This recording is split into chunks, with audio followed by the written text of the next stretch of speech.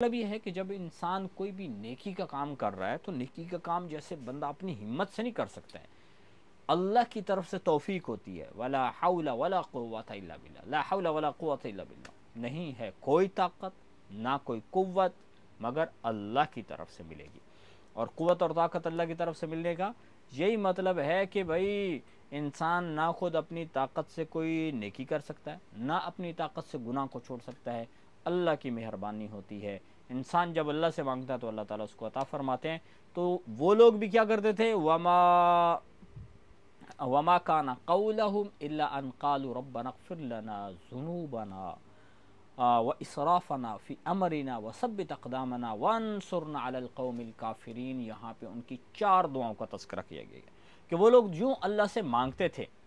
کہ اللہ ہمارے گناہوں کو معاف، وما کان قولہم، نہیں تھا ان کا قول یعنی ان کی بات، الا مگر ان قالوا، یہ کہ وہ کہتے تھے ربنا، اے ہمارے پروردگار ہمیں معاف فرما دے، ہمارے گناہوں کو معاف فرما دے۔ تو سب سے پہلی بات کہ اللہ سے گناہوں کی معافی کا طلبگار بننا، مطلب یہ کہ انسان بہت سارے نیکی کے کام کیے جا رہا ہے اور بڑے نیک کام کر رہا ہے، اس کے باوجود بھی صحیح طریقے سے اس کو ادا نہیں کر سکتا، اس کا عبادت کا حق ادا نہیں کر سکتا، اس لیے اللہ کی ذات سے مانگنا چاہیے۔ خاص طور پہ یہ جو موقع ہوتا ہے جب بندہ کوئی نیکی کا کام کر رہا ہے، خاص طور پہ یہ جو جہاد ہے اللہ کے نام پہ اپنی جان قربان کرنے کا وقت ہے، تو اللہ کی رحمت جو ہے بندے کے اوپر اتر رہی ہوتی ہے، تو اس وقت میں اللہ سے معافی مانگنا اپنے گناہوں کی، تو اللہ تعالیٰ ان کو معاف کر دیتا ہے۔ اللہ کو کتنا رحم آئے گا اس ٹائم پہ۔ وَإِسْرَافَنَا فِي أَمْرِنَا، ایک گناہوں کی معافی مانگتے ہیں وہ، اور دوسرا وہ کرتے اسراف، اے اللہ جو ہم سے ہمارے کام میں زیادتی ہو گئی، یعنی اللہ کی ذات کی طرف سے جو حکم ملا ہے، مثلا جہاد کا حکم ملا ہے، اب جہاد کرتے ہوئے اب اس کو صحیح طریقے سے ادا کرنا جیسے اللہ چاہتے ہیں، تو اس میں کچھ نہ کچھ کمی انسان سے ہو جاتی ہے، زیادتی ہو جاتی ہے، اس کو صحیح طریقے سے ادا نہیں کر سکتے، تو اس کے اوپر بھی وہ اللہ سے معافی مانگتے ہیں کہ اللہ تو نے ہمارے ذمہ یہ کام لگایا اور ہم اس کو صحیح طریقے سے ادا نہیں کر سکے، اور اس میں ہم سے کوئی زیادتی ہو گئی ہے تو ہمیں معاف فرما دے۔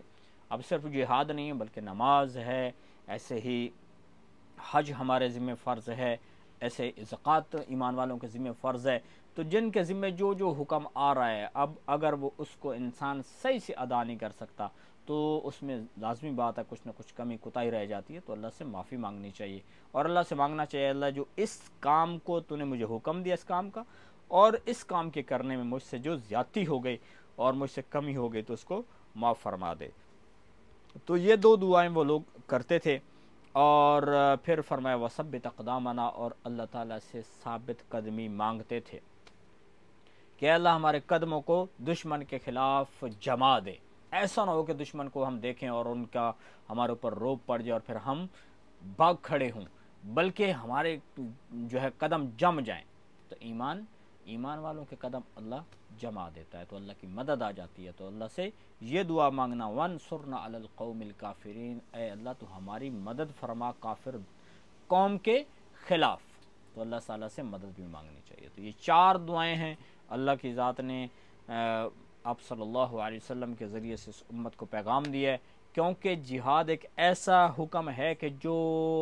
چلتا رہے گا قیامت تک کے لیے، جب تک ایمان والے دنیا میں رہیں گے تو وہ جہاد کرتے رہیں گے۔ تو جہاد کرتے ہوئے بھی یہ احکامات، یہ یعنی دعائیں اللہ کے نبی صلی اللہ علیہ وسلم کے ذریعے سے صحابہ کو سکھائی گئیں، اور آج پوری امت کے ذمے ہیں کہ جب وہ کوئی میدان کارزار میں اترتے ہیں تو خاص طور پہ اس وقت میں یہ ان دعاؤں کا اہتمام کرنا چاہیے۔ اور ویسے بھی یہ ایسی دعا ہے کہ جو ہر حال میں مانگی جائے، اللہ تعالیٰ سے مدد مانگنی چاہیے۔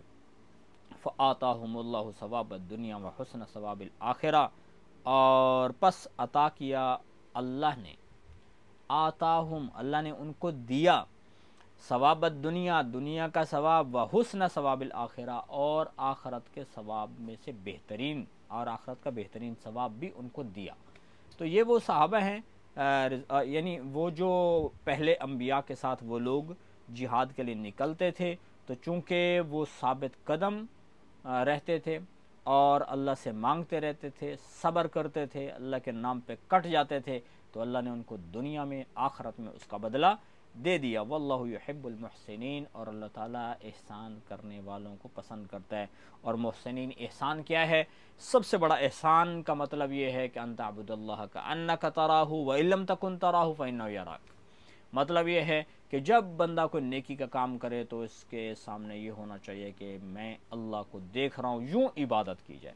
اگر اتنا نہیں ہو سکتا تو اتنا تو ہونا چاہیے کہ میں جو عبادت کر رہا ہوں اللہ مجھے دیکھ رہا ہے. یہ کام یعنی ہر کام میں اخلاص کا مظاہرہ کرے.